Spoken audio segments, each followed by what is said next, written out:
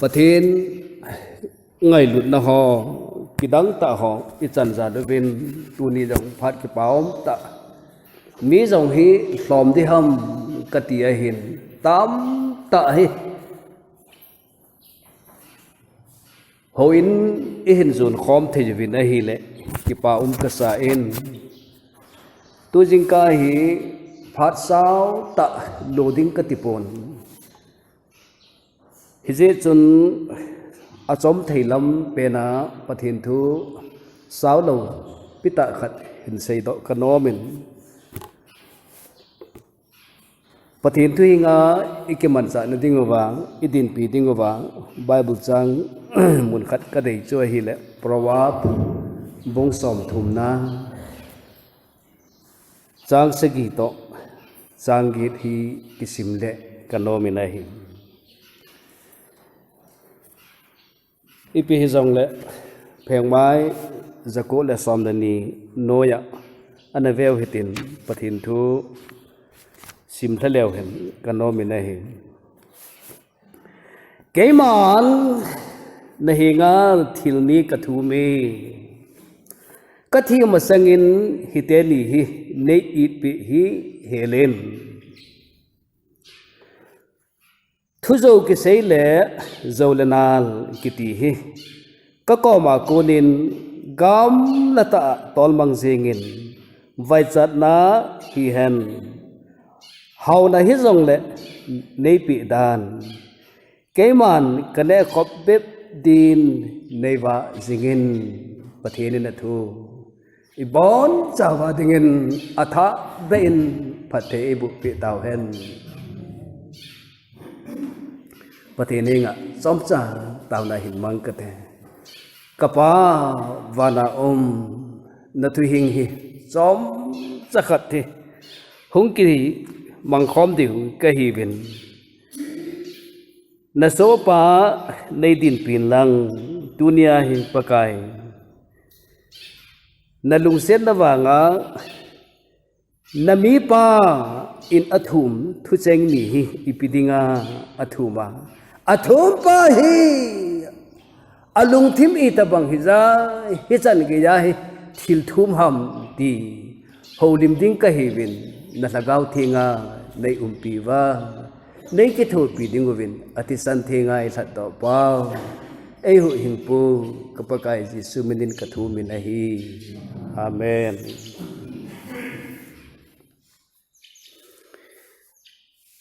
corona virus ti ningkumin e hok komajong wave katna hung sungin hi le inui sat thimovin hanui nu yin kinui lom hi zong de get hopo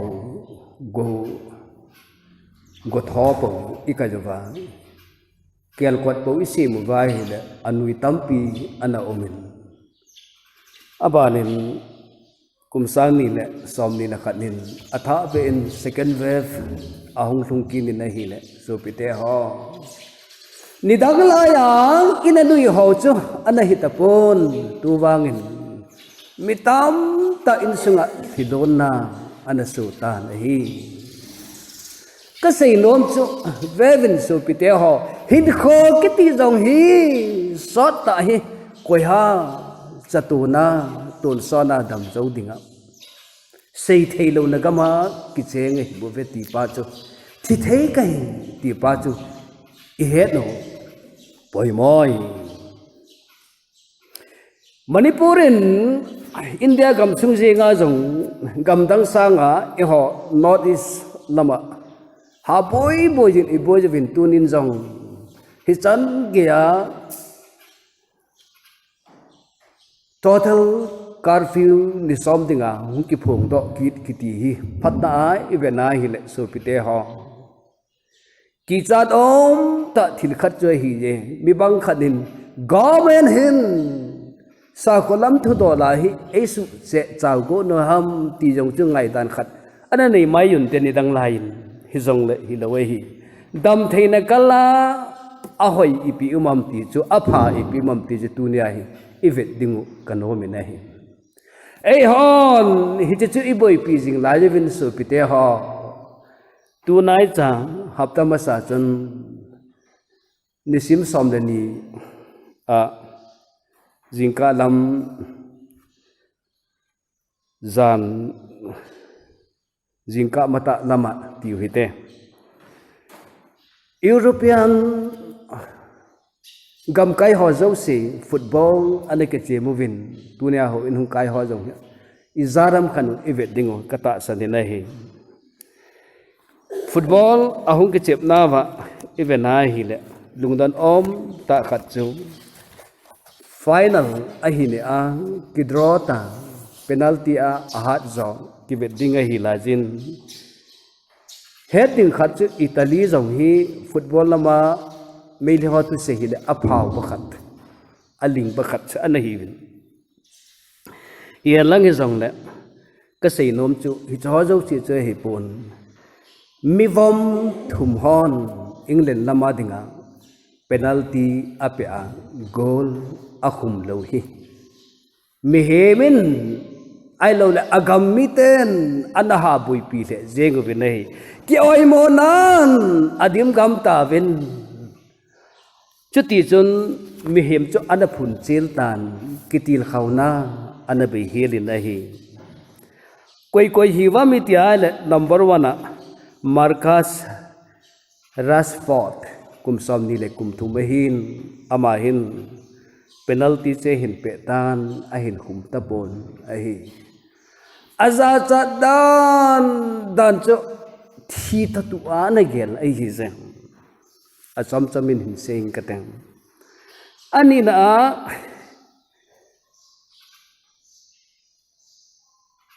Jadon Sancho kitipa hi kum som ni le kum khade hin ama jong hin a hin pe kinin ama sapato ani na pen hi Manchester United na ane ki chiam than kum dong cha cha a hat san lai ta ana hi aman zong a hum khum kit ta pon a chai na ke ra a thum na pa hi koi hita mi tia hi le ama hi Arsenal player khat ana hi in amina hi le bakuizo saka ama jong hin en khum kit ta pon ha sa thei dan chu sei de be hi le hi zen hi chilai sung hin gam mi pi te hon i pen sei taw wa mi ti ai le hi chi gol rang chapang ai lo ba le khang tha ama ho saka de te hi kum som ni phanai lo kum som de kum ko bu hin nai hi cho hi a coach pau Gareth Southgate kitipa hin ipiati ai le ama hi final match lai da football play lai ya penalty pe theding hui tan te ti lai ya chu ama ho hi a ko lu na penalty a pe sa ham ti chi mi him phun na ahung hita hi lang hi jong le ama hi ni pe sia mi ti a hi le competition ding ko na ama ho football pe ho kana ve in khangdong cha cha a hi wang vin ama ho hi penalty pe them che te hi ve ti a kana la hi ati cha hi jong le mi pi te ho phun chel tam ho chi ti pe se wa mi ta le hi pi hian lang le hi ta bang tournament ai le competition lin ta a khangdong cha penalty pe sa chun nang thep mo hi tin coach pa jong thimo na tampi ne pi bi nei abon chawa ki thimo wa ipi phat chom na ong lel ta fa chuna ama wang lungset ta khat a hi lo vai le lung sai ta khat iti ding ham mi amin Dexter Russia kiti chapang kumko khat hin exercise book align umahin Marcus Rashford hi lekha athonin tunin lekha thodi kisimle kanok hi dear Marcus Rashford ka ngai lut Marcus Rashford I hope you don't be so sad too long lung thim nom lo ta sot pi dingin ka hin te pon tu teng le zong hi in atiai because you are such a good person ipizene mitiale nangma mi phatta nahi ti ka he ati chang last year you inspire me to help people less fortunate ning kuma chun nangin neitil khavin mi asa samje ho chu iti ki thu pi ding ham ti chu nei hilin ai last night you inspire me again to always be brave tu za da chun nangin neitil khau kinin hal san zeng dingin neitil khau kinin ahi ka ki pai nahi I'm proud of you nang zanin ai lo wa hi la nang je in iti ding ham keima hi ki thang at ta in kaw mi nahi you will always be a hero iti lai hi zong le nang ma hi a hero pa ne hi jing ding hi from Dexter Rossier 9 years kumko ka hi ati ale ka si hi nan ta hi ka ti ai kumko chapangin van no jira the mop te a the mo te ho player hita ta coach hita ta van no jin an thi mo England gampom pin a thi mop te ho chu Jehola Marcus Rashford hi lekha lai nga ham ku pham pe ma anaji chu tunia hi isimu hi ka venai hi le aham apata katia hi ipizene mate England pom pin hi chele kha hi an ve no hi tai ize inla ama ahin mi sei sel na mi thet na ai lo vai le vet dana thet bol na hot bol na hi lo ai pathin lo pi hen lang ka ve hi le khang tha ho neu cha ho jing jong hi tu la ya pastor iti ho ai lo wala ho pung lam kai len ta ho elders iti ho vin jong ki pha zo ji lo hi cho ei ho wang chu ki dem na min til khada bola le sei phat sanga til khau sanga sei set de ama wang ka sei nom khado mi le hi kidem hitin ki sei hitin ki the jong leo hen van gam kaina hilo hi le hi so pite ho ama pa hi ka vena hi le mi hindan zenei ta hin da khat kidem ki sei set sanga kitil khon len ta nei thei chapang hi je ataw phating li ti ataw de o katin bible sung hi ka ven a hi le ama jong hi hitabang hin ta vinte katia hi je vevin mi khat agur kiti khat awmin ama pa hi mitam ta in ama pa chung chang hi seiding jong a hi lowai le itabang mi ham ti jong hi a het theilo khomu Israel gama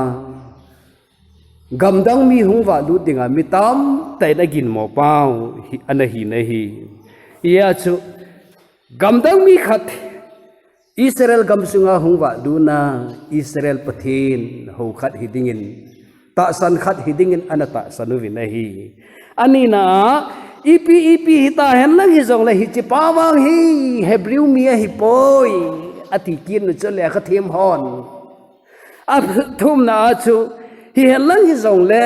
hi chi bible sunga isim theding kitil khawna dinga bung khat hi hen lang bung khat cha hi jong le contribute enable piu hi và noi dinga ki pa na lien ta khat hi ti ai abanin jong ko ye hi hello nungawa le khathiam tam ta in son of zake chapa hi kitingal a bible che venai na masa khu a atin achen na kho jong kimungal a hi ai le ama chu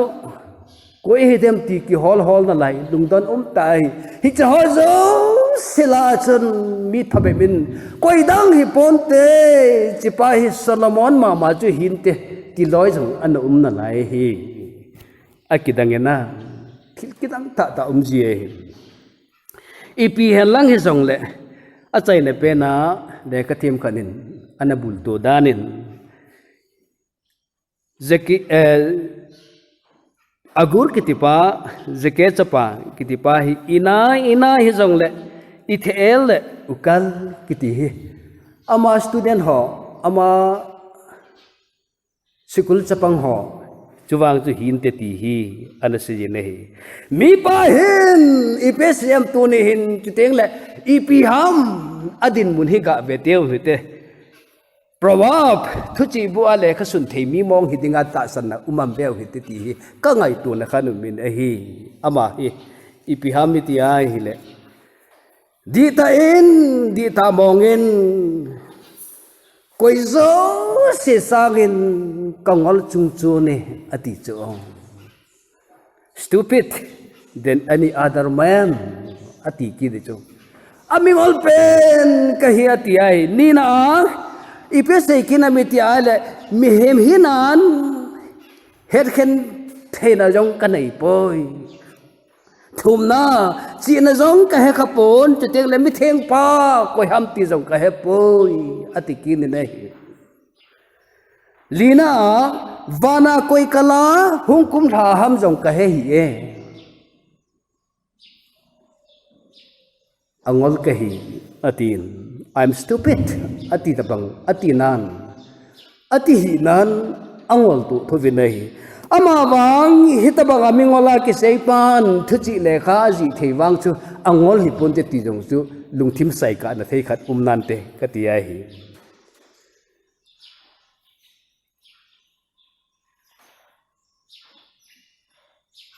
angana achun koyam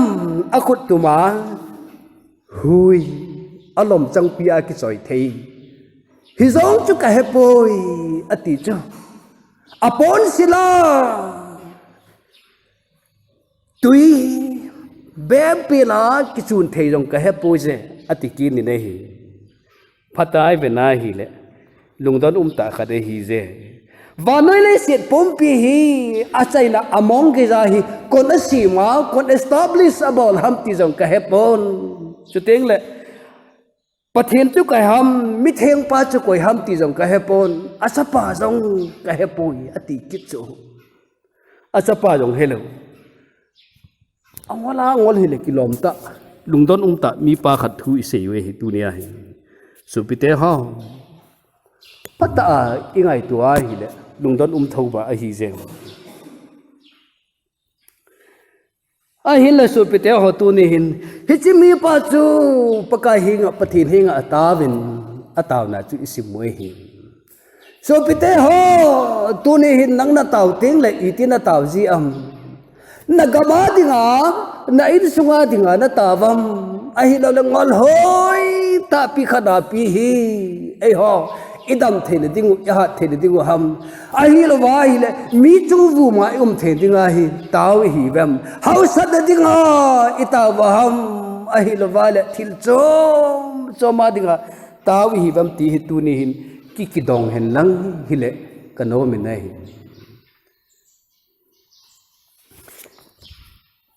Dexter iti pau chu isei ta vin lung thim pom pia hi koi macha thiat na nei lo se hi lovin ama a hi itabang ham thil apoi mo thing ham a hi lo wa hi le kitir khil na dinga thil de ham tin mi him pa cha na do pita anasim pa hi isei jevin ama pa hi taw sa hen lang hi le ite ataw de katia hi tu ne hin hi che bible isim na wa agur kitipa mi masahola mi ching pa hi ka vena hi le ahung taw tan hi ti hin a hin sei ta hi keiman ne nga thil ni ka thu me athil thum te ni chu ite athum ha mi te la ka thi ma sangin hi te ni hi lung se ta in na it pi hi helin ati cho phát ta in về là chun tàu na ho dòng hi ấy ki it pi dòng hi te o ti ama hin a het hin te ka ti cho tu ni wang hin ka thum hin ni ka thum min ka thi ka ngai ngai zai ka mu te da dingin a hi lovala ka chan te na dingin lu set te in nei it pe hin ati a hi pathen lo pi han lang ama wang tu ne thin thum hi e ho thum dan to abang na de o ka ti a hi e ho thum ji dan to abang de o tao na hi ka ve nai le bible sungai hi tao na hi atamma mai na hi lung thim la ta tam tao me na hi mo si ong tao chu ki dang hi chuna tami te ho na ngai dam thei ta lo dinga hi le hin na le khabu thi nga kamin na ji chu nui mang zingen apom pi a hi Israel mi te ho hi a hin khu sang nga ai zo ai pathen lo pi hen la tu ne a hi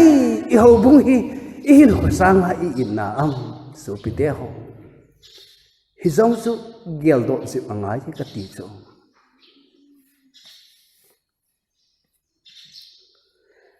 ama wang ataw na hi ga sim te mu hi te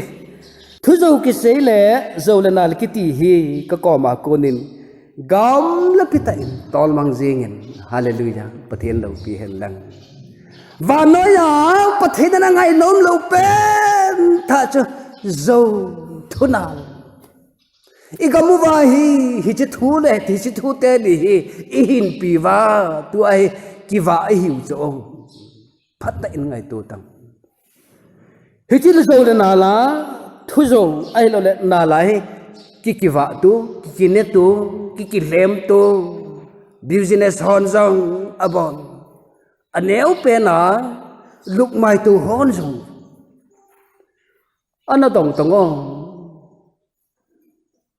aman za den na piki tang ti jong ko ta sang hi tang ai pi ne hi de lo pi chong kol pa chu ka ga chim thi man la man nang ne hi ai le aman za sang ni min ne pe tang e ai pi lom ka hi a aman Kolkata lama Bombay langa po na hin cho che ke cho aman za sang a so mai pi dam ti phat da ka ki gel tho thi le thei lo ding chu ai wang a chu hi ti ho chu thu pi ta ngai ding ka ti de po na hi wangen ka sei non ti phamiti a hi le ti sanga kho zo tu ni hin hi chlai point chat chu kala nu me hi pun ama wang thunal a hi lowale thu zo zo lenal kiti ho hi Christian mi khade hi a chindinga lo mai ki sa a hi le ke hepon ke wangin khoi ka sa be lo khade hi je hi zia chu agurin hi cha ho zo se hi pakai ka ko ma konin gamla pita in ati chu nai them hi lo hi a gamla pita in tol mang jingin ati a hi pathin lo pi hen lang so pite ho hi cho them mi Bible isim phating lana to do god hi chu to do god la Bible hi zar ta sai pi a chu awelu lo chu na vision in zong Bible hi ven lang simin lang chu ting le a chu ti lo vai le nangin na lo cha lo ding hi ka ti ai abana hin thum kit chi phami ti ai le su pi te ho vai cha na hi hen lang hau na hi zong le nei pi dan a kho ena give me neither poverty nor riches how sat na zong nei pi in lang vai sat na zong nei pin a hoi lai ta cho thu ma hi te o ka ti ka ngai tu ting le ka lunga boy si ai hello ke mi hi na ka ti ai hi ja izena mi te le ho wang chun pathen ko ma itau ting le itau bang wa e ho na ding po ki taw hi je Solomon ama hi hi ja hu taw kit chu I ti taw wa mi ti ai le ama hi apathin hi nga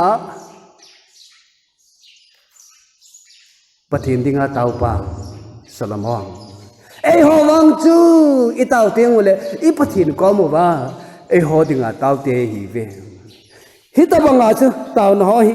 even na le tu ne a mi ching a gur hi hung taw tan a hi le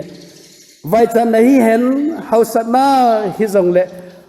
khát rõ sang giống này bị đàn ati chu oi la chu atau na pan jong api de ham ti ki he thei ta lo khoma hung tau pa hi ka ngai tua hi le ipg e hi de o kati e ama hi mar ho pa hi le film kurna ki ven na sata anei hi ding ta san mi nei a ball khil ding a ki chai ikamu wa tu la yang hin koi yo se jong hi ball khil hi boi lo te hi ve ka he to khil jong boi lo te hi ve tu ne pa bang hin mi him khat chu a hi na zola chu khonung tik le ama dinga I pi ham khat a se khat de o ai lo wal ka tong khil khat o ka thum khil khat o ka bol khil khat o ti hi ama ai ume tu ni jong su pi te hom mi hi za he pathin zalin tau khom de hu hi ven I tau nau ding hi ilung thim wa koi lew hen ka no mi nai a chai le ke jina hin sei do tan ipizena chau sat na jong cha thum da ham itia hi le ning be se ing katin ning thing tang lang hileng nang ma ka tai tom lo ding a hi koi ham pakai kiti pa chu kati ding a hi ati chu pathin lo pi hen lang akiveng ta ve miễn pathin a tai tom kha ding hi ki sai chu e ho wang pathin tai tom jong ki bui pi ding ha mo ka ta sang po insa pa in thang pa jong a thi la thi ta ke ka hin po ti thei ngan chang christian ho e ho tau na wang hi pe jing ka ta san lo wai ka ngai tu ji ne hi le hi che bible chang hin ka lung thim na sat na tong khai pathin tai tom kha a khonung ting le achunga hung thung ding hi mumasa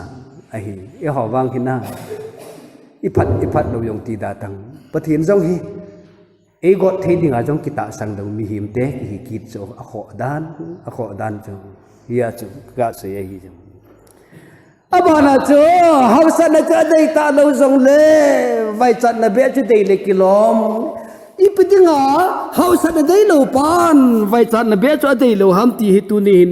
ki ve ki le ka no me nei hausa na dei lo pa vai chat na jong chu dei le kiloma hoi ipidinga hausa na jong chu adei hi ta jong le vai chat na be chu adei lo ham akitil dan hi ka ve nai hi le ching ta chu hi je ai lo vai hi le lungai tu thu ta hi pathin ho mi hi je su pi te ho ngol thu na pathin ho van no ja itam ta lo ve ka hin thei na a vai ka hom thei na le koi ke thu pi ngai lo jang mi him ki di mai chu sa le thang ga do kom ding jong chu neo na ki gen jong mi him ki dim ki thi chu hilo dunia pa he ka ngai ton ka vai sat thu jong hi chan lo ma nom lo pa hi ipidinga vai cha nom lo ham itale vai cha be ing lang hileng ka gu cha lo ding ka pathin min ka su thang lo kit ding a hi hallelujah pathin lo pi hen lang gu cha ti jong hi mi hem hong vai cha be se phating le o ga mai zo na sakhawa ku lut chu bai lam ding hi ti cho he thi chu ama wang gu cha cho ma ding na kho poi ama cha gu cha le gu cha ta ve ta hi jong le a gu cha na thu a hi lo le police na mar jong le kho sa lo mai thei ding hi ama kho sa pen ta cho ka pakai min ka su thang lo ding hi ati ai pathin lo pi hen lang tunin jong so pi te ho mi him hi ki ngai tu ai ki gel ting le ki sei siết sangin ki til khau tu aphai khang dong ho football player kil khau pa hi ka ve na hi le asing ta ve o england a sab gama chapang dexter hichan ke ya hi sobu anei na hi hichile kha thot kasima ko nai tu nai bible chang hi ka duk thima hu lu dai hi ka ki pa le jing dai vin ki hil la theya hi le tu ni hin mi ching pan le kha ji ho jong hi mo koi ma tha ding in akilom poi ka ti ai hi je chun tu ni hin nang itin hong tau go dham nai na ko de da hong po de na tau ding in na hong po de in so pi iti ke tau de na nop ham ka ti ai hi nang ma jeng lam phat ding an tau go ha a hi lo wa hi le pakai ja ding an tau nom ham ti hi tu ni ki ngai to hi ten pathen he nga tau ding lai jong tunin pathin he nga e tau teng song le ki pa ta pathin san thei dola la thei dola tau ding in ikiti mu vin a hi pathen na thu som chang isai na i bon cha ba ding in pathe ibu pe tau hen